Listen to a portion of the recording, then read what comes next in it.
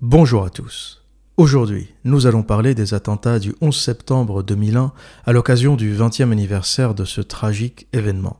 Et oui, je me suis dit la même chose, 20 ans déjà, comme le temps passe vite. Avant d'aller plus loin, je souhaitais saluer Hugo, qui est l'un de mes contributeurs sur Patreon et qui m'a inspiré ce sujet, un sujet aussi sensible et délicat qu'intéressant, tant l'intrigue soulève de nombreuses questions auxquelles nous ne savons toujours pas répondre aujourd'hui. Je souhaitais poser un petit a priori avant de commencer le développement pour dire que je vais tenter de produire une analyse aussi objective que possible en me basant sur des faits avérés. Je poserai aussi quelques hypothèses et je donnerai quelques pistes de réflexion qui permettront d'enrichir votre perspective sur le sujet. La question des attentats du 11 septembre a tellement été polluée par les théories conspirationnistes en tout genre qu'il est difficile aujourd'hui d'aborder le sujet et de bousculer la thèse officielle sans passer pour un farfelu. Ça rend cet exercice difficile, je dois l'admettre, mais c'est de cela dont nous allons parler aujourd'hui. Afin de préparer ce sujet, j'avais lancé un sondage sur YouTube avec la question suivante. Selon vous, qui sont les commanditaires de ce terrible attentat? Vous avez été plus de 4500 à y participer. Je vous en remercie. Je pense que c'est un record absolu sur YouTube, sur ma chaîne. Je ne pense pas avoir déjà atteint 4500 participants à un sondage. Et vous avez été 26% à penser que la thèse officielle tenait la route, que c'était Ben Laden et qu'il n'y avait rien d'autre à creuser ou à chercher. Vous avez été 35% à penser que c'est un false flag, que c'est en réalité le gouvernement américain pour des intérêts qui lui sont propres, qui a organisé ces attentats.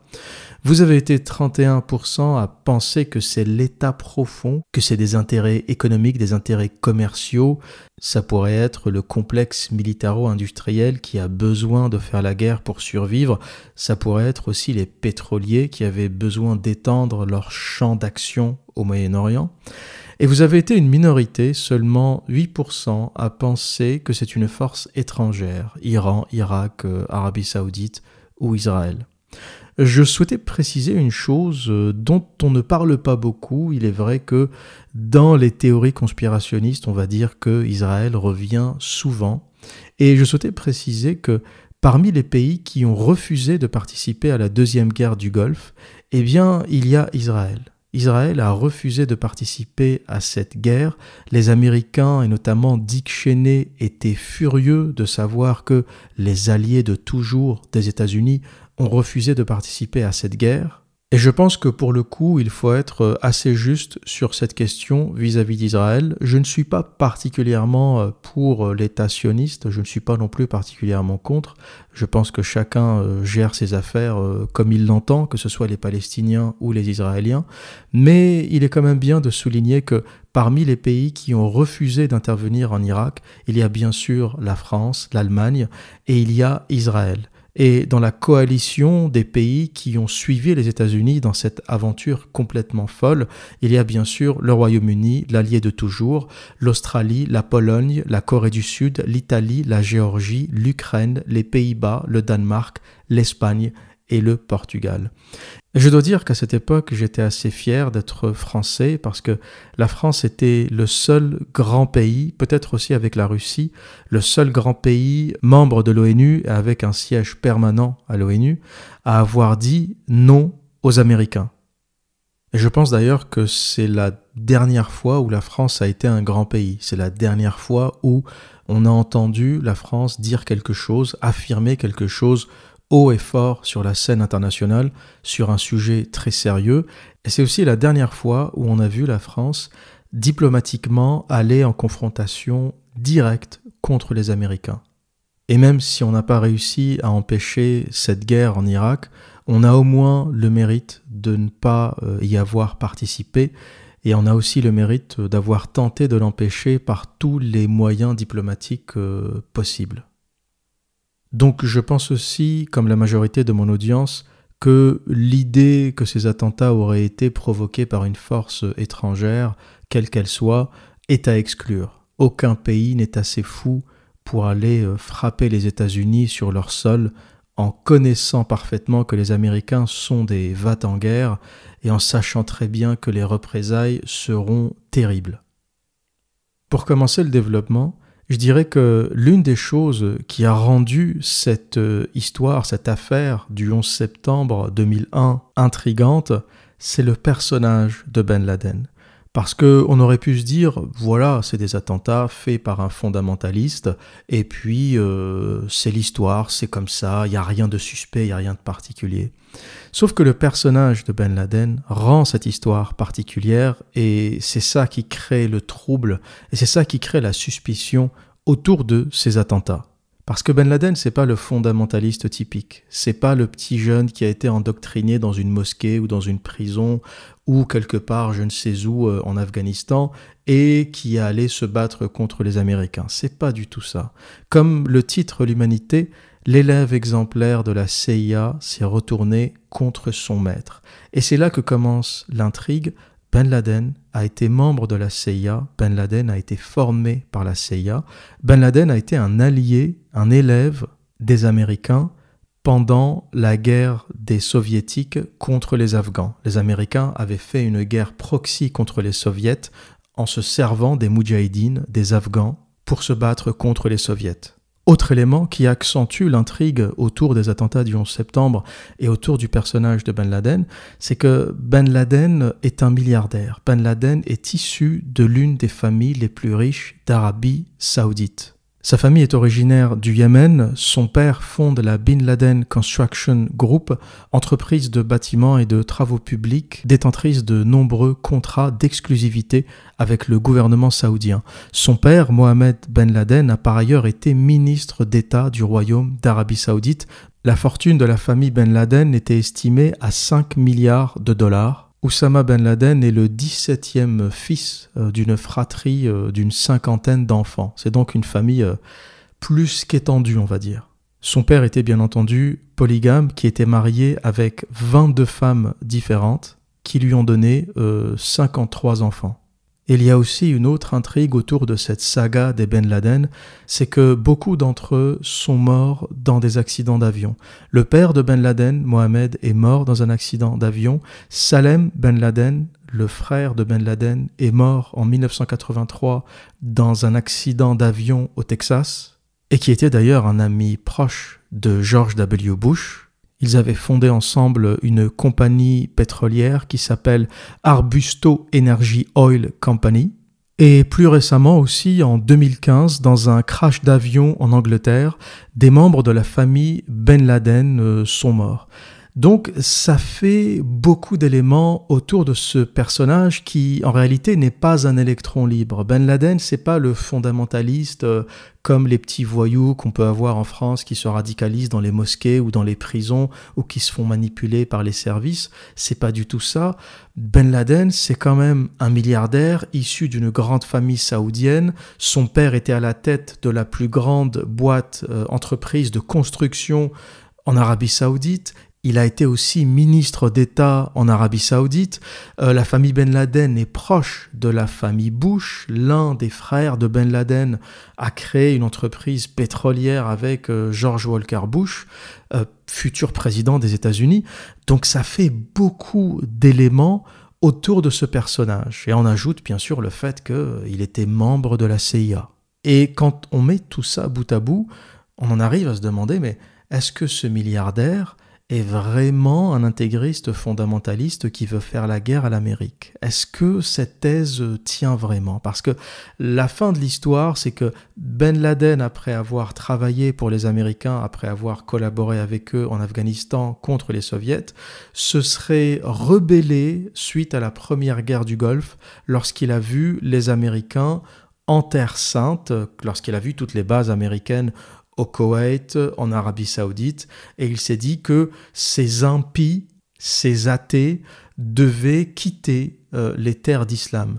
Et ce virage à 180 degrés interroge beaucoup de monde. Je ne suis pas le seul à poser cette question, mais comment a-t-il pu travailler avec ces impies, toucher de l'argent de ces fameux impies, entre guillemets, faire des affaires avec eux, avoir sa famille, son père, ses frères, avoir des intérêts aux États-Unis, donc chez les dits impies, et tout d'un coup se rebeller et réaliser en fait qu'il a envie de leur faire la guerre. C'est un peu cette histoire quelque part, avant même de parler des attentats du 11 septembre, avant même de raconter les faits, c'est un peu cette histoire autour de ce personnage qui interroge beaucoup de monde et on en vient à se demander mais est-ce qu'il a vraiment cessé d'être un agent de la CIA ou est-ce que tout au long de cette histoire, tout au long de cette saga, il a toujours servi les intérêts américains et il a toujours quelque part travaillé pour l'Amérique? Et lorsqu'on voit les photos de jeunesse de Ben Laden, il avait passé à l'âge de 13 ans un séjour au Royaume-Uni pour apprendre l'anglais. Il s'était inscrit à Oxford pendant plusieurs semaines.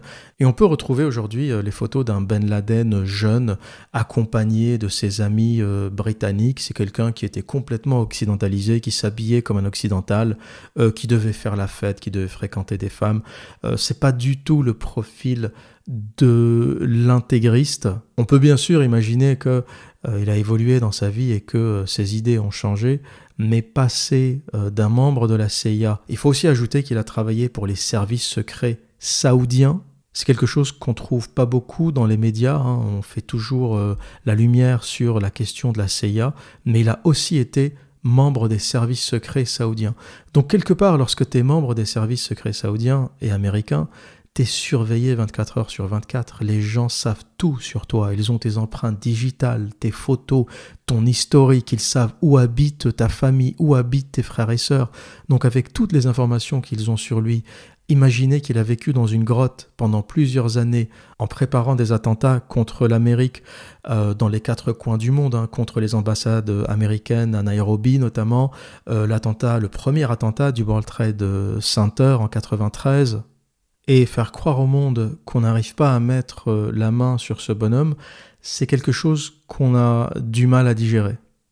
Donc je dirais que le premier élément, la première colonne qui crée le doute autour des attentats du 11 septembre, ou du moins qui crée le doute autour de la version officielle du 11 septembre 2001, eh bien c'est la nature du supposé instigateur de ces attentats, c'est la nature même du personnage de Ben Laden. Et c'est là qu'on n'arrive pas très bien à croire en la version de ce milliardaire terroriste, membre des services secrets américains et saoudiens, qui d'un seul coup se révolte contre l'Amérique. Maintenant, parlons des événements à proprement parler, de cette journée tragique, de cette journée qui a marqué le monde, tellement ces événements ont été spectaculaires. À 7h59, le vol numéro 11 de United Airlines, qui effectue la liaison Boston-Los Angeles, décolle, avec à son bord 92 occupants, dont 5 terroristes. À 8h14, le deuxième vol 175, qui dessert la même route, quitte Boston, avec 67 occupants, dont 5 terroristes. À 8h20, le troisième vol, le vol 77 d'American Airlines, qui assure la liaison Washington-Los Angeles, décolle avec 64 personnes à son bord, dont 5 terroristes. À 8h42, le vol 93 de United Airlines, le quatrième avion détourné, qui fait la liaison entre Newark dans le New Jersey et San Francisco, décolle avec 44 occupants, dont 4 terroristes. Donc 4 avions au total, 4 Boeing, sont simultanément détournés par 19 pirates de l'air. Pendant ces prises d'otages, alors que les avions sont encore en plein air, plusieurs appels sont donnés depuis des téléphones cellulaires. Et c'est déjà l'une des interrogations de cette affaire. Comment ces appels ont pu être donnés? Je ne sais pas pour vous, mais je n'ai jamais réussi à passer un appel depuis un avion. On peut le faire aujourd'hui grâce au Wi-Fi, mais ça passe par un autre système. Mais en 2001, le Wi-Fi n'existait pas dans les avions. Et on pouvait éventuellement passer un appel pendant le décollage, alors que l'avion est à quelques centaines de mètres d'altitude. On peut passer un appel pendant l'atterrissage, mais à 3000 mètres d'altitude, il est quasiment impossible d'appeler depuis un téléphone cellulaire dans un avion. Je ne sais pas, peut-être qu'il y a des éléments techniques qui m'échappent, mais ça, c'est une question à laquelle aucun technicien n'a pu répondre sérieusement. Et là, je précise, il ne s'agit pas d'appels passés depuis le cockpit de l'avion ou depuis la cabine, mais il s'agit d'appels envoyés par des passagers au travers de leur téléphone cellulaire, qui techniquement ne peuvent pas être connectés au réseau à 3000 mètres d'altitude. Et jusque-là, personne, tous les techniciens, la commission d'enquête du 11 septembre a essayé d'apporter des éléments, mais ce n'est pas satisfaisant. Ça n'a jamais été satisfaisant et on ne sait pas comment ces appels ont été donnés jusqu'à aujourd'hui.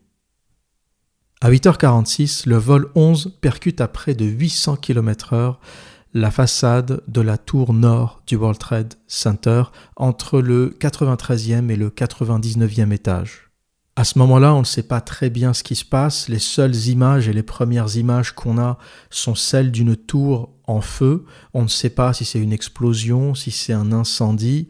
Et ce n'est que plus tard que les images de l'avion qui percute la tour ont commencé à être diffusées. La première image de l'avion qui percute une tour, c'est celle du deuxième avion à 9h03, le vol 175 percute la façade de la tour sud du World Trade Center à 950 km/h entre le 77e et le 85e étage. Et cet impact a été le plus spectaculaire parce que c'est celui qui a été filmé en direct par toutes les caméras du monde qui étaient braquées sur la tour nord déjà impactée, qui était déjà en train de brûler. Et à ce moment-là, on a vu le deuxième avion foncer sur la tour sud. Et le monde a compris que ce qui se passait, c'était pas un incendie, c'était pas un accident, c'était pas une bombe, c'était l'une des attaques les plus spectaculaires de l'histoire de l'humanité, j'ai envie de dire. Je ne connais pas d'attentat plus spectaculaire que celui-ci. Et là, l'Amérique est en panique. À 9h37, près de Washington, le vol 77, le troisième avion, s'écrase à 850 km/h sur le côté ouest du Pentagone, le siège du département de la Défense. À ce moment-là, tout le monde comprend que l'Amérique est attaquée. La question, c'est de savoir où ça va s'arrêter, quel sera le prochain édifice visé. Est-ce qu'un avion va s'écraser sur la Maison-Blanche? Est-ce qu'un avion va s'écraser sur le Capitole? Les autorités américaines, à ce moment-là, décident de fermer le ciel aérien. Tout avion qui traverserait le ciel aérien américain serait abattu. C'était un ordre de Dick Cheney, le vice-président des États-Unis. Et c'est peut-être ce qui a amené le quatrième avion à ne pas toucher sa cible parce qu'à 10h03, le vol 93 s'écrase dans un champ en Pennsylvanie à 950 km/h après que des passagers eurent tenté de reprendre en force le contrôle de l'appareil. Dans cet avion, les passagers ont décidé de mener l'assaut et d'entrer dans le cockpit pour empêcher les pirates de l'air d'atteindre leur cible. Du moins, c'est la version officielle. Certains disent que cet avion a simplement été abattu par l'armée américaine par prévention. Ils se sont dit qu'il valait mieux abattre l'avion que de le voir atterrir sur la Maison-Blanche, par exemple. Mais il est fortement possible aussi que la version officielle tienne la route, que des passagers courageux aient décidé d'aller se battre contre les terroristes, qui, il faut le rappeler, n'étaient pas armés. C'est aussi ça qui est incroyable. Ils ont simplement fait peur aux hôtesses de l'air avec des armes blanches, certains disent des coupe-ongles. Ils ont forcé les hôtesses de l'air à ouvrir la porte du cockpit et une fois dedans, il fallait juste maîtriser les pilotes. Voilà un peu la version officielle et c'est ça qui est aussi intriguant. Comment 5 bonhommes ont réussi avec pas d'armes du tout, ils n'avaient pas de revolver, ils n'avaient pas d'armes sophistiquées pour maîtriser les pilotes. Certains passagers et membres d'équipage, pendant ces fameux appels téléphoniques, ont déclaré avoir vu des cutters, ont déclaré que cette prise d'otage se faisait avec des cutters, ce qu'on appelle en anglais des box cutters. Voilà, c'est les cutters que vous utilisez pour ouvrir les paquets cadeaux ou pour faire des petits travaux à la maison. Donc ça, c'est aussi important à préciser. Ils ont utilisé des cutters qui peuvent aussi être des armes dangereuses. C'est pas parce que c'est un cutter que ça peut pas te planter, au contraire. Mais c'est avec ce type d'armes qu'ils ont réussi à accéder au cockpit, à faire peur aux pilotes, à accéder au cockpit, à prendre les commandes de l'avion et à les diriger vers les 2 tours du World Trade Center et vers le Pentagone. Donc les 2 premiers avions détournés atteignent leur cible, ils percutent la tour nord et la tour sud du World Trade Center qui s'enflamme en raison de tout le kérosène contenu dans les avions. Et à 9h59, scénario improbable, la tour sud s'effondre 56 minutes après la collision. Et là, c'est un phénomène incroyable que je vais développer un peu plus tard. Il faut savoir que dans toute l'histoire de la construction, jamais un bâtiment ne s'est effondré suite à un incendie. La tour sud est le premier bâtiment de l'histoire à s'effondrer suite à un incendie. Il y a eu plusieurs incendies dans l'histoire, notamment l'incendie qui a ravagé la ville de Chicago en 1871, mais jamais un bâtiment ne s'est effondré suite à un incendie. Il y a aussi l'incendie de la Grenfell Tower en 2017 à Londres, une tour qui a brûlé pendant des heures mais qui ne s'est jamais effondrée. Et c'est ça qui se passe en général, les tours brûlent, les bâtiments brûlent pendant des heures et ils ne s'effondrent jamais. Et pas de cette façon. Des bouts de bâtiments peuvent tomber, des bouts de plancher peuvent tomber, mais l'effondrement homogène vertical en chute libre est impossible. Et je vais développer cette question un peu plus tard. Et les événements spectaculaires continuent parce que la tour nord, percutée à 8h46, s'effondre à 10h28, soit 102 minutes après qu'elle fut impactée. Et le fait le plus surprenant, bien sûr, dans ces événements, c'est pas l'effondrement des deux tours qui ont été impactées, parce que même si elles n'étaient pas censées s'effondrer, et surtout pas en chute libre, on pourrait éventuellement croire à la thèse officielle que des tours percutées par des Boeing, le choc et la quantité de carburant est telle que, bon, la théorie officielle qui raconte que le carburant se serait écoulé dans les étages inférieurs, ça a fragilisé la structure s'est effondrée. Alors, je vous le dis tout de suite, ça ne marche pas comme ça et c'est quasiment impossible, mais admettons, on va dire que ces bâtiments se sont pris des Boeing en pleine face, ça aurait pu éventuellement engendrer l'effondrement. Mais la tour numéro 7, c'est une tour qui est un peu plus loin des tours jumelles, qui n'a pas été touchée par un avion, s'est aussi effondrée en chute libre. Et ça, jusqu'à aujourd'hui, personne, je dis bien personne, n'a réussi à donner une thèse officielle rationnelle qui tienne la route. La thèse officielle un peu fumeuse, et c'est le cas de le dire parce qu'il y a eu un incendie dans cette tour, c'était d'expliquer qu'un incendie qui se serait propagé depuis les tours jumelles par, je sais pas, un bout de papier qui a volé, par la fumée, je ne sais comment, je ne sais pourquoi. Un incendie s'est déclaré dans la tour numéro 7. Le système de sprinkler qui est censé éteindre les incendies ne s'est pas déclenché. La tour a brûlé et elle s'est effondrée. C'est l'argument le plus fumeux que je n'ai jamais entendu, mais c'est la thèse officielle. Et j'ai envie de dire que là, on n'est même pas dans le conspirationnisme parce que le Financial Times, on n'est pas chez le petit conspirationniste, c'est l'un des journaux britanniques les plus notables, les plus connus, les plus sérieux, explique aussi à quel point cet effondrement est suspect. Donc le Financial Times, journal très sérieux, raconte un peu toutes les suspicions qu'il y a autour de l'effondrement de la tour 7. Tout d'abord, le Financial Times explique que la BBC a annoncé l'effondrement de la tour une demi-heure avant que cet effondrement n'arrive. C'est une vidéo qui a circulé partout sur YouTube. Je ne sais pas si elle a été supprimée. Le Financial Times dit que cette vidéo a été complètement supprimée de YouTube. Peut-être qu'on pourra la retrouver. Si je la retrouve, je vous la mettrai en description de cette vidéo. Mais c'est un journaliste de la BBC qui annonce en live, voilà, la tour numéro 7 s'est effondrée alors qu'elle était encore debout. Il a annoncé ça quasiment 30 minutes avant qu'elle ne s'effondre. Et la BBC n'est pas la seule parce que la CNN, la chaîne, a aussi annoncé des rumeurs d'effondrement avant que la tour ne s'effondre. Et le journal dit que Building 7 is the truth's smoking gun. Le bâtiment numéro 7, le World Trade Center numéro 7, pour ceux qui cherchent la vérité, c'est un peu le flingue qui fume encore. C'est un peu le flingue qui est encore chaud et c'est le flingue avec lequel on pourrait trouver les responsables. C'est incroyable que ce soit le Financial Times qui raconte ça. Avec le temps qui passe, des choses qui étaient complètement conspirationnistes, tu passais pour un farfelu, tu passais pour un fou quand tu disais ça, et bien aujourd'hui, c'est des journaux très sérieux qui commencent à dire « ça suffit les mecs, c'est trop, c'est pas possible. Là, c'est un meurtre avec le flingue qui est sur la table, qui est encore chaud et qui fume. » Et la BBC, parlant de fumée, a trouvé des arguments fumeux pour expliquer comment ils ont annoncé l'effondrement 30 minutes avant. Ils ont dit qu'en fait les pompiers parlaient de démolir le bâtiment par sécurité, par prévention.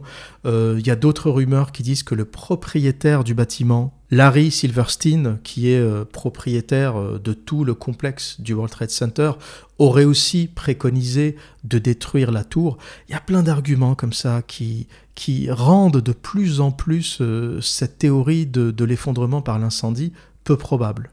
Et l'info des infos, celle qui vient mais vraiment mettre le doute dans la thèse officielle et celle qui vient perturber tout le monde, et encore une fois, le Financial Times reprend cette info, c'est pas le petit conspirationniste, on est dans le journal le plus sérieux du Royaume-Uni, nous dit que il y avait quoi dans ce bâtiment? D'accord, il s'est effondré, mais il y avait quoi dans ce bâtiment? Écoutez bien, le Financial Times nous dit que parmi les occupants de cette tour, il y avait la Salomon Brothers Bank.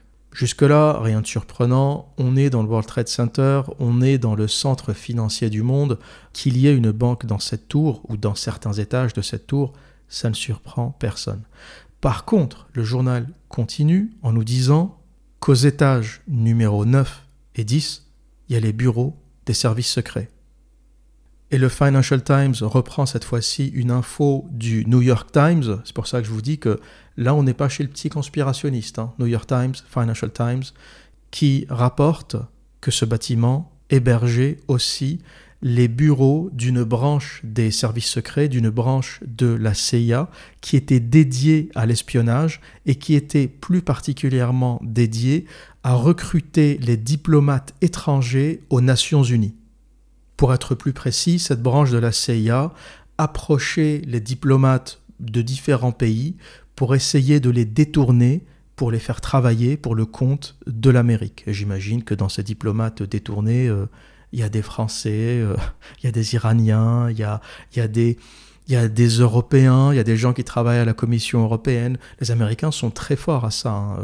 Les services secrets américains et leur puissance à faire travailler, par la puissance de l'argent, à faire travailler les autres pour leur compte, je pense que c'est le pays qui, en raison de la puissance de l'argent, est le plus habile à faire ça.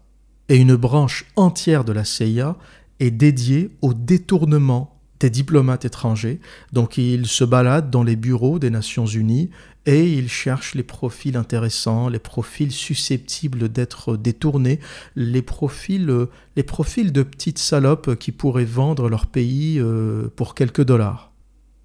Donc dans ce bâtiment qui s'est effondré, on avait quand même plusieurs branches des services secrets. C'est une information que je vous donne, vous pouvez en faire ce que vous voulez, mais ce n'est pas un bâtiment avec des bureaux de marketing ou de trading ou de télécommunications qui s'est effondré. C'est quand même assez particulier, ce qu'on pouvait y trouver comme fonction. Et c'est pas fini parce qu'au 23e étage de cette tour, il y avait, alors je vais vous le dire en anglais puis je vais essayer de vous faire une traduction, il y avait The Operations Center of New York City Office of Emergency Management. Comment traduire ça? C'était le bureau qui gérait les urgences à New York. Et imaginez s'il y avait un jour dans l'histoire des États-Unis où ce bureau aurait dû bosser, c'était le 11 septembre, le bureau qui gère les urgences à New York. Eh bien, ce bureau s'effondre avec la tour numéro 7, il est nettoyé et ça a rendu la gestion de cette crise encore plus difficile. Il y a aussi une autre information, toujours reportée par le Financial Times, de Larry Silverstein qui aurait dit au département incendie de la ville de « pull the building ». Pull the building, c'est en traduction littérale tirer le bâtiment, mais en anglais, en réalité, c'est le jargon utilisé pour la destruction. Quand tu dis pull the plug, ça peut aussi s'utiliser pour un projet. Tu vois, un pulling the plug, ça veut dire que c'est bon, j'arrête le projet. Quand tu dis, quand un client te dit, ça m'est déjà arrivé, un client m'a dit, si ce problème n'est pas réglé, I'm pulling the plug. Ça veut dire, j'arrête le projet, on débranche tout, on arrête. Le mot pull ou pull the plug, dans le milieu des affaires, c'est la bombe atomique. Tu as un client qui te dit, I'm pulling the plug, c'est va trouver un autre boulot. C'est terminé, j'arrête tout. Et Larry Silverstein a appelé le département en disant pull the building. Alors je ne sais pas ce qu'on peut en faire, ce qu'on peut en déduire, Mais voilà, tout ça, c'est des informations qui circulent, qui se sont passées dans cette journée et qui sont rapportées par des journaux extrêmement sérieux. Et l'une des hypothèses que l'on pourrait apporter, je ne dis pas que c'est le cas, mais je dis que c'est l'une des hypothèses, c'est que en détruisant ce bâtiment, on a peut-être détruit le centre des opérations, le centre depuis lequel a été menée toute cette opération. Et l'opération étant terminée, quel meilleur outil, quelle meilleure façon de nettoyer l'intégralité des preuves, de nettoyer peut-être même les participants de cette opération, quelle meilleure façon de le faire que de démolir l'intégralité du centre de commandement. Alors, c'est une hypothèse comme une autre, encore une fois, je ne dis pas détenir la vérité, mais ce bâtiment des services secrets, ce bâtiment qui contient plusieurs branches des services secrets, qui s'effondre de façon assez spectaculaire, en chute libre, n'est pas anodin. Et encore une fois, même si je ne dis pas que c'est la vérité, on va encore me taxer de conspirationniste, je dis que si je devais imaginer un scénario, si je devais imaginer un sens, si je devais donner une logique à la démolition de ce bâtiment, parce que quelque part on pourrait se dire mais pourquoi ? Pourquoi les attentats sont suffisamment spectaculaires, les 2 tours ont été démolies, pourquoi ajouter un bâtiment comme ça annexe, un bâtiment anodin, un bâtiment assez laid en somme, pourquoi détruire ce bâtiment ? Eh bien, la seule explication, j'ai retourné le sujet dans tous les sens, la seule explication logique que j'ai pu trouver, c'est que on a peut-être détruit tout simplement le centre de commandement. Maintenant, on va parler de l'effondrement des 2 tours parce que c'est ça qui est le plus suspicieux. Elles n'étaient pas censées s'effondrer et surtout pas en chute libre. Pour ceux qui ne connaissent pas très bien la construction, ceux qui ne maîtrisent pas très bien la construction, la chute libre, c'est quelque chose qui n'est possible que lorsque tous les éléments porteurs d'un bâtiment, les poteaux notamment, sont cisaillés, sont coupés au fur et à mesure de la chute d'une tour. Parce que ce qui aurait dû se passer en réalité, et beaucoup d'ingénieurs ont tenté l'expérience, lorsque les étages supérieurs qui ont été atteints, percutés par l'avion, se sont effondrés, effectivement, ils auraient écrasé les étages inférieurs, mais on aurait assisté à une décélération. Pourquoi ? Parce que lorsque le bâtiment descend, lorsque la charge descend et qu'elle rencontre de la résistance, en fait, la réalité, c'est que la décélération aurait petit à petit arrêté la démolition. Et peut-être qu'une moitié de la tour se serait effondrée, mais pas toute la tour. Surtout que plus on descend et plus les poteaux sont épais. Les poteaux les plus fins sont en haut et les poteaux les plus épais, qui prennent la plus grosse charge, sont en bas. Donc plus on descend et plus la structure est solide.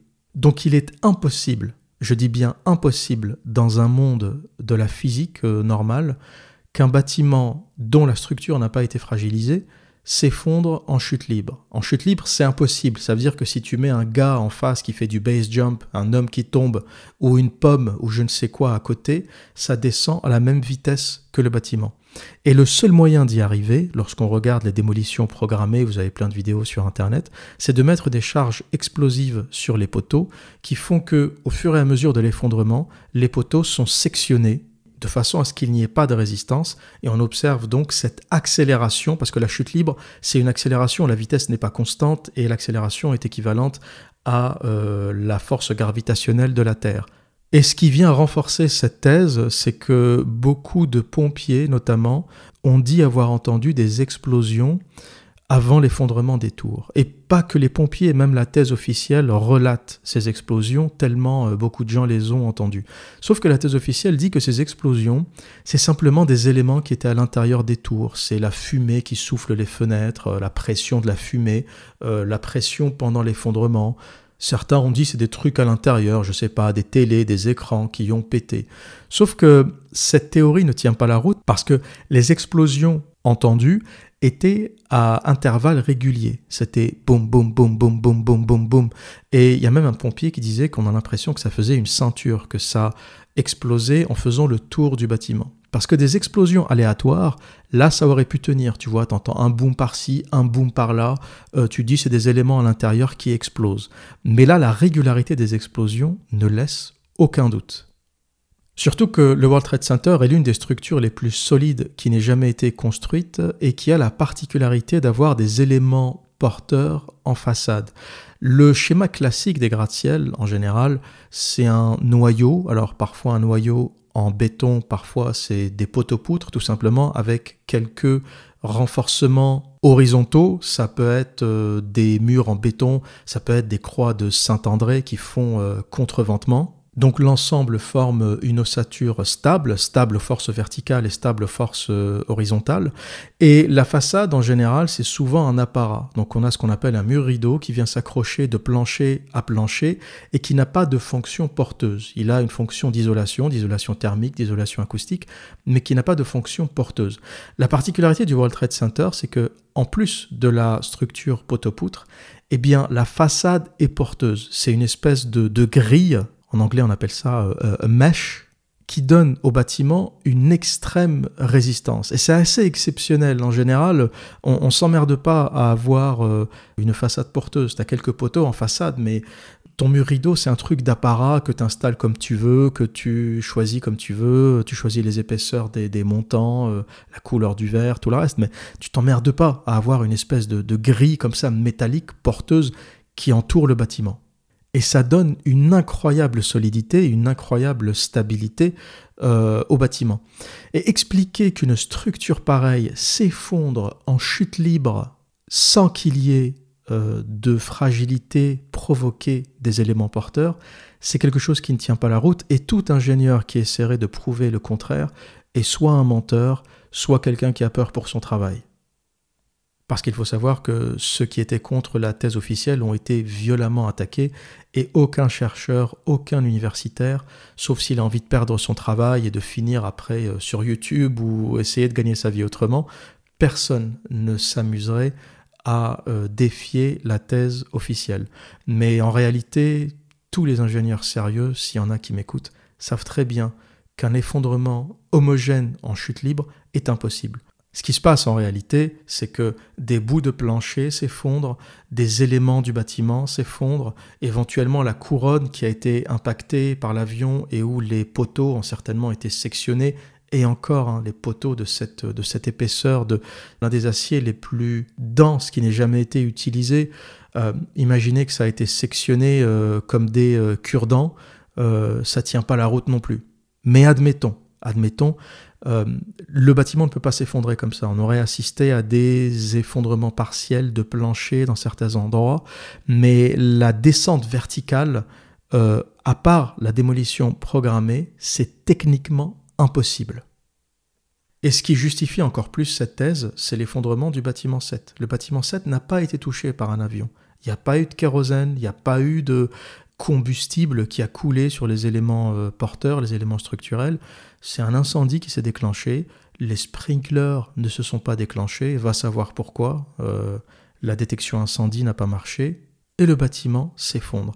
Et là, encore une fois, le bâtiment 7, c'est un bâtiment qui est un peu plus large, en fait. Il n'est pas élancé comme les tours jumelles. Donc, on aurait pu imaginer qu'une partie qui a été impactée par l'incendie pourrait partiellement s'effondrer. Mais là, c'est tout le bâtiment. La chute est assez spectaculaire. Mettez-vous, repassez-vous en boucle effondrement de la tour 7 du World Trade Center. Vous voyez le truc descendre. C'est incroyable. T'as l'impression que c'est fait en pâte à modeler. Même pas, je sais pas, même de la pâte à modeler, c'est plus solide. Ça s'effondre à une vitesse et avec une facilité qui me sidère. Et plusieurs caméras, plusieurs vidéos ont capturé, avant l'effondrement, ces explosions et le souffle qui pulvérise des fenêtres, des parties du mur rideau. Et on ne sait toujours pas d'où vient ce souffle. Et la théorie la plus probable, c'est toujours la démolition programmée. Je ne sais pas vous expliquer autrement comment un bâtiment peut descendre à cette vitesse. Donc voilà un peu pour la question de l'effondrement, pour la question de l'architecture de cet effondrement, qui augmente un peu la suspicion autour de ces événements, ou du moins autour de la thèse officielle. Autre chose que beaucoup de gens, beaucoup d'observateurs ont eu du mal à digérer, c'est l'idée que des pirates de l'air qui se sont formés sur un Cessna c'est un petit avion, c'est pas un Boeing, Et la thèse officielle, c'est que ces pirates se sont formés pendant 6 mois sur ces Cessna et ensuite ont pris les commandes de Boeing. Donc imaginez le truc, les pirates prennent les commandes d'un Boeing une demi-heure après le décollage. Ils arrivent à lire toute l'électronique, tous les appareils de mesure, à détourner l'avion sur New York, qui n'était pas sa destination, à descendre en altitude, à voler en rase-motte au-dessus de New York et à viser une tour. Je ne sais pas si vous réalisez la dextérité et la connaissance et la maîtrise des engins de navigation pour arriver à faire ça, mais si tu pilotes un Cessna ou si tu as fait quelques exercices sur un simulateur de vol Boeing, ça ne veut pas dire que tu vas arriver à le faire. Et beaucoup de pilotes convergent vers la même conclusion, ce n'est pas possible. Tu t'entraînes sur un Cessna, puis tu arrives à faire voler un Boeing en rase-motte et à viser une tour, où le mec c'est un génie. Option 1, le mec c'est un génie, il est doué, voilà, je sais pas, il est comme ça, il est doué, il a eu du bol. Mais là, ils sont 2 à avoir eu du bol, ils sont même 3 à avoir eu du bol, hein, parce que le Pentagone aussi. Donc, t'as 3 génies, super génies, qui ont réussi à, je sais pas comment, à piloter un Boeing, je sais pas où ils ont appris, hein, parce que officiellement, la formation s'est faite sur le Cessna. Le Cessna, c'est pas un Boeing, les mecs, hein, faut arrêter de déconner. C'est un petit avion de loisir, tu prends ça pour faire... je sais pas, tu fais 100 km, 200 km, puis tu reviens à la base, mais c'est pas un Boeing. Faut arrêter de faire bouffer aux gens n'importe quoi. Quand tu vois la dextérité qu'il faut pour faire décoller, atterrir, voler un Boeing, quand tu vois le pilote, le copilote se donner les informations, la lecture des instruments de navigation, la hauteur, l'altitude, tu te dis le mec, il a jamais touché à ça, ils sont 3, même 4, le 4e a été empêché par les passagers, mais je pense qu'il aurait fait tout aussi bien. Et on nous explique donc que c'est 4 petits génies qui ont réussi à faire ça. Et surtout le Pentagone. Le Pentagone, le mec, il a volé en rase-motte, le mec, il a volé à 10 mètres du sol pour percuter la façade. Je sais pas comment ils ont fait. Je sais pas. Autre chose aussi, il faut savoir que une intrigue supplémentaire autour du Pentagone, c'est que on n'a pas trouvé de débris. On n'a pas trouvé de débris d'avion. Et la thèse officielle, c'est que l'avion s'est désintégré. Même quand des avions explosent en plein air ou quand ils sont perdus au milieu de l'océan, on arrive à retrouver des débris qui flottent, tu vois. Là, on nous explique que le truc s'est complètement désintégré. Il a fait fusion avec la façade, ça a disparu. Et on n'a pas de vidéo de cet avion qui s'est écrasé. Imaginez, on est au Pentagone, il y a peut-être 1000 caméras qui filment ce lieu. C'est le lieu le plus protégé au monde. C'est le centre névralgique de l'armée américaine. C'est le cœur de la plus grande armée du monde. Aucune caméra n'a capturé une vidéo de l'avion. On a juste une vue du Pentagone. On a l'explosion, mais on ne voit pas ce que c'est. On ne voit pas ce qui est passé. Certains disent un missile. Je ne sais pas. Dans cette vidéo, je ne suis pas là pour vous dire je sais, ou j'ai trouvé, ou j'ai tout compris. Je suis là pour vous donner des informations objectives et à vous de reconstruire le puzzle et de vous faire votre propre idée sur la question. Autre information qui mérite d'être citée, alors vous pourrez mettre ça dans le registre coïncidence ou vous pourrez mettre ça dans le registre il y a quelque chose à creuser. Larry Silverstein, le propriétaire de l'ensemble World Trade Center, avait pris une assurance quelques mois avant les attentats en y intégrant le risque d'attaque terroriste. Et suite aux attaques qui ont eu lieu, il a touché 4,5 milliards de dollars. Alors, je ne saurais pas dire si c'est une information pertinente ou pas, ça peut être une coïncidence. Le fait qu'il ait pris une assurance contre les attaques terroristes, ça ne me surprend pas parce que le World Trade Center a déjà été victime d'une attaque terroriste en 1993. Donc, même si j'étais propriétaire du World Trade Center, j'aurais pris cette assurance contre les attaques terroristes. Donc ça, c'est une information qui a beaucoup circulé dans les milieux conspirationnistes en disant que Larry Silverstein savait ce qui allait se passer. Il a pris une assurance, une assurance pour le risque terroriste. Vous en faites ce que vous voulez. Moi, je pense personnellement que c'est trop gros et que c'est peut-être juste une coïncidence. C'est pas aussi flagrant que l'effondrement des tours, c'est pas aussi flagrant que l'avion qu'on n'a pas trouvé autour du Pentagone, etc. Mais c'est une information qui mérite d'être citée. On va dire qu'il a eu une chance de cocu de prendre une assurance quelques mois avant les attaques et d'y inclure le risque d'attaque terroriste. Je dois dire que son assurance doit pas être ravie de cette histoire parce qu'ils ont quand même perdu 4,5 milliards de dollars au profit de Larry Silverstein.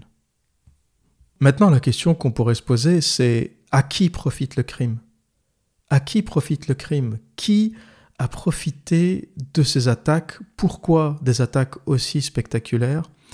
Et une personne qui ressort dans ces événements, c'est Dick Cheney. Dick Cheney qui était vice-président des États-Unis et qui, selon les observateurs, avait complètement pris la main sur l'Amérique. C'est lui qui gouvernait, c'était plus George W. Bush. Et pour ceux qui ne connaissent pas le personnage de Dick Cheney, je vous recommande vraiment d'aller voir le film Vice avec Christian Bale, qui raconte l'arrivée au pouvoir de ce personnage, qui raconte un peu ses relations avec George Walker Bush, qui explique un peu qui est cet homme. Et il y a une scène incroyable dans ce film qui rapporte des faits réels. T'as Dick Cheney au moment des attaques qui prend le téléphone et qui donne l'ordre d'abattre tout avion qui survole les États-Unis. Et t'as Condoleezza Rice, ministre de la Défense à l'époque, elle le regarde, elle lui fait « Mais vous avez eu l'ordre du président comment vous êtes juste vice-président, quoi. Vous n'avez pas le droit de donner des ordres comme ça. » Là, il la regarde, mais le méchant regard qu'il lui lance, en mode « Mais qu'est-ce que tu fais là déjà ? Qu'est-ce que tu fais là, Condoleezza Rice ? C'est quoi ton... Qu'est-ce que tu fais autour de la table ? D'où tu parles ? D'où tu parles ? C'est parce qu'on t'a donné un poste là pour calmer les minorités, tu vas venir m'expliquer ce que je dois faire ? Et c'est un peu ça, hein, malheureusement, les Afro-Américains qui arrivent au pouvoir, Condoleezza Rice, Colin Powell, c'est des gens qu'on embauche pour faire le sale boulot. On leur donne une promotion, ça calme un peu les Afro-Américains parce que les tensions ethniques sont extrêmement élevées aux États-Unis. Ça leur explique que voilà, regardez, ministre de la Défense, Colin Powell, Condoleezza Rice, des Afro-Américains qu'on est en train de promouvoir, qui arrivent petit à petit au pouvoir. Mais quand tu regardes, c'est juste des gens qu'on embauche pour faire le sale boulot.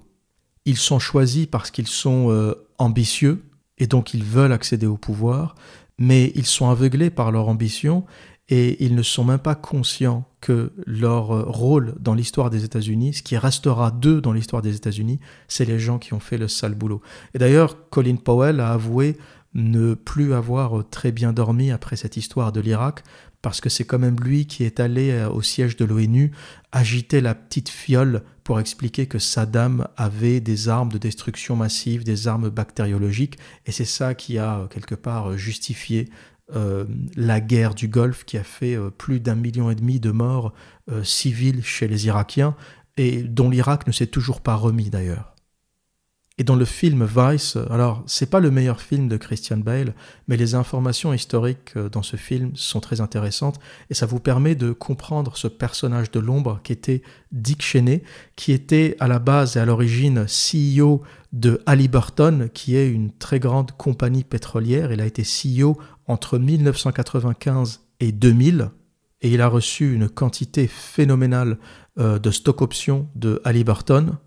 Et il faut savoir que pendant la préparation de la guerre en Irak, Halliburton a reçu un contrat exclusif de 7 milliards de dollars pour exploiter les ressources pétrolières. Et Halliburton a été la seule entreprise autorisée à répondre à l'appel d'offres. Voilà, il y avait un appel d'offres, une entreprise, c'était Halliburton. Et lorsqu'on voit ça, on peut se dire, mais pourquoi Dick Cheney était là ? C'était quoi son objectif ? C'était quoi son but ? Pourquoi ces attaques finalement, où l'Irak n'a jamais été coupable, jamais les liens entre Ben Laden et Saddam Hussein ont été avérés jusqu'à aujourd'hui ? L'Irak n'avait rien à faire dans cette histoire, c'est simplement une entreprise d'attaque gratuite, bête et méchant, comme on dit, des Américains sur l'Irak pour mettre la main sur les ressources pétrolières. L'Irak est le deuxième pays le plus riche en pétrole au monde. C'est la deuxième réserve pétrolière au monde après l'Arabie Saoudite. Et donc, lorsqu'on essaye de répondre à qui profite le crime, on voit à quoi ont mené ces attentats, eh bien ça a mené à la mainmise définitive des Américains sur les richesses au Moyen-Orient, sur les richesses pétrolières au Moyen-Orient. Ils ont maintenant Arabie Saoudite, Irak, s'en est suivi la guerre en Libye, donc même les ressources pétrolières libyennes sont tombées dans l'escarcelle des Américains, mais aussi des Britanniques et des Français, parce que là, pour le coup, les Français sont allés en Libye. Et je dirais que l'entreprise pétrolière n'est qu'un seul volet de ces attaques, parce qu'à mon sens, il y a plusieurs intérêts qui ont convergé. Je pense qu'il y a bien sûr les intérêts pétroliers, c'est indéniable. Il y a aussi les intérêts militaires. L'Amérique est le premier fabricant d'armes au monde, et s'ils n'ont pas de guerre de temps en temps, ben, ils ne savent pas écouler leur stock, donc ils sont obligés de temps en temps de déclencher des guerres pour pouvoir faire vivre ce complexe militaro-industriel qui est gigantesque. Et je pense aussi qu'il y a eu la volonté de régler des comptes. Régler des comptes, c'est-à-dire que, à mon avis, il y a eu beaucoup de résistance dans le Congrès américain, chez les politiciens américains, pour aller en guerre en Irak. Je pense que l'État profond, les pétroliers, les industriels ont poussé depuis très longtemps pour cette guerre en Irak, et à mon sens, les politiciens ont longtemps résisté à cette demande. Et c'est pour ça que les attentats ont été aussi spectaculaires, parce que je pense que ces attentats sont un message, sont un avertissement. Parce que pour déclencher cette guerre, on aurait pu imaginer quelque chose de beaucoup moins spectaculaire. On aurait pu imaginer un assassinat d'un diplomate américain en Irak. On aurait pu imaginer l'ambassadeur des États-Unis assassiné en Irak. La Première Guerre mondiale a quand même été déclenchée par l'assassinat de l'archiduc de l'Empire austro-hongrois. Donc il s'en faut de peu lorsqu'on veut déclencher des guerres. On aurait pu imaginer un petit attentat qui aurait impliqué l'Irak, on aurait pu imaginer quelque chose de plus discret. Mais je pense qu'il y avait une volonté de créer, de provoquer des attentats d'une extrême violence, parce que c'est un peu comme la mafia, il y avait volonté de communiquer un message. Et je pense qu'il y avait une volonté de communiquer au gouvernement américain, aux politiciens, au gouvernement officiel, que cette mafia avait les moyens de les détruire, avait les moyens de les terroriser, avait les moyens de les mettre à genoux. Et ça, je pense que c'est quelque chose d'important à souligner. Je ne sais pas si beaucoup ont fait cette analyse, mais je me suis posé la question de pourquoi des attentats aussi spectaculaires. Il y avait la volonté de faire peur. Il n'y avait pas uniquement la volonté de provoquer un false flag ou de provoquer un événement qui conduirait ensuite à la guerre en Irak et aux guerres successives au Moyen-Orient, parce qu'il y avait tout un plan pour envahir plusieurs pays, l'Irak, l'Iran. Ça s'est pas fait parce que la géopolitique a changé, parce que la Chine est devenue une puissance, parce que la Russie est en train de monter en puissance. La Russie a d'ailleurs sauvé la Syrie qui aurait pu vivre le même sort que l'Irak.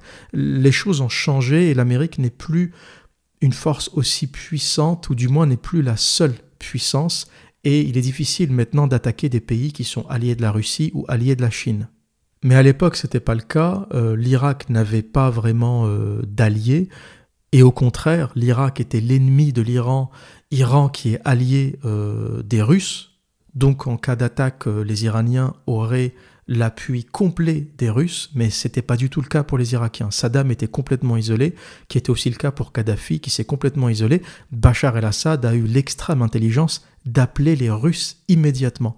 Bachar el-Assad a officiellement appelé la Russie à intervenir, et je pense que c'est son coup de génie. Le mec a vu la merde arriver, il a appelé Poutine, il lui a dit « Mec, faut que tu rappliques, ça va se finir en Bagdad, là faut que tu interviennes ».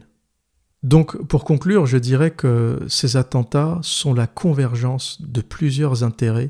Je pense que l'intérêt pétrolier est indéniable parce que commencer par des attentats où officiellement Ben Laden serait le responsable, Ben Laden qui est saoudien, qui a été hébergé par les Pakistanais, qui a vécu en Afghanistan, jusque-là il n'y a pas de traces qui mènent en Irak, donc commencer par ça pour finir par l'Irak, c'est un peu tiré par les cheveux. On sent qu'il y a eu vraiment volonté d'aller directement en Irak.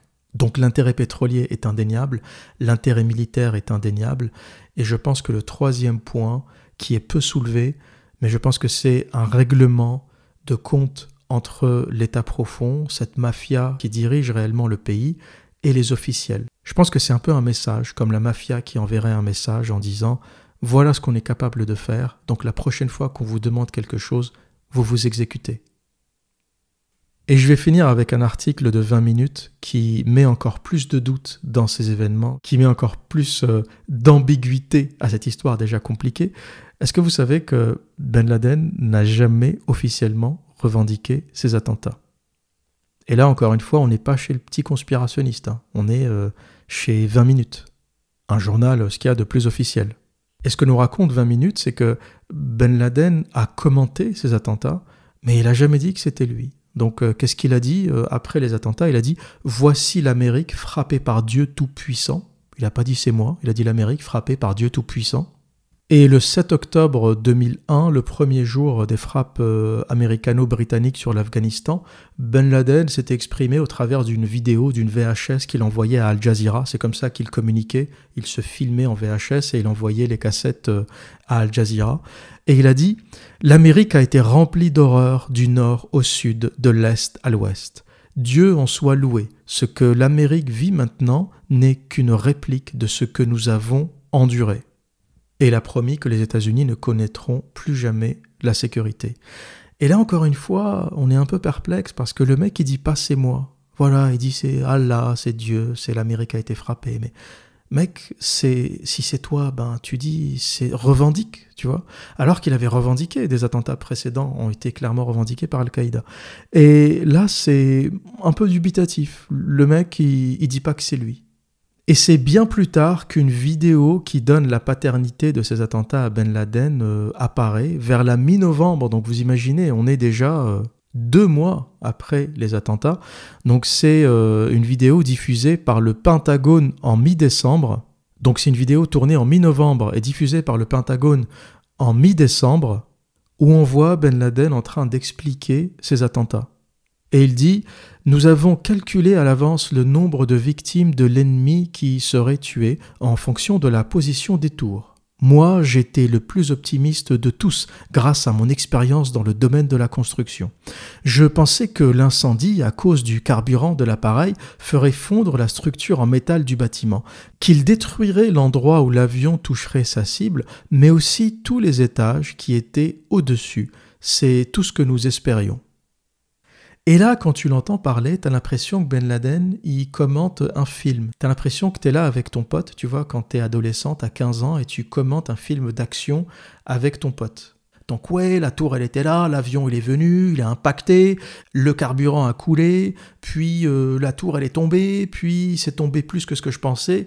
Et tu te dis, mais on a quand même le chef de cette opération incroyable. Synchronisation, timing, c'est un travail d'orfèvre. Quand tu regardes ça sur le plan logistique, tu te dis mais c'est pas possible. Tu vois le mec avec sa djellaba, sa barbe, les babouches, il est là, il sait à peine tenir un kalachnikov.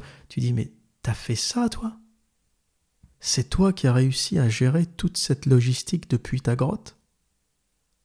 Et c'est sur ça que je vais finir ce podcast, c'est que trop de choses ne convergent pas. Trop de choses contredisent ou viennent un peu bousculer la thèse officielle, des questions auxquelles personne ne sait répondre.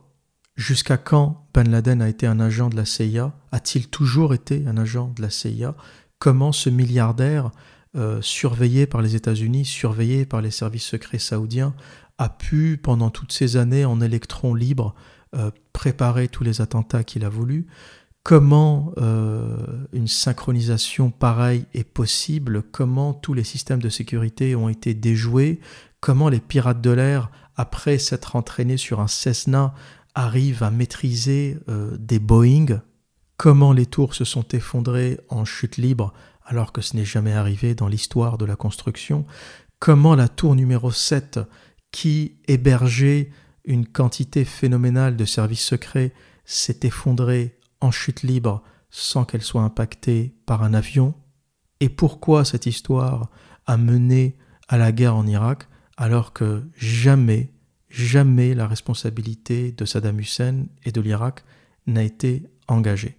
Voilà ce que j'avais à dire au sujet de ce tragique événement qui a fait plus de 3000 victimes.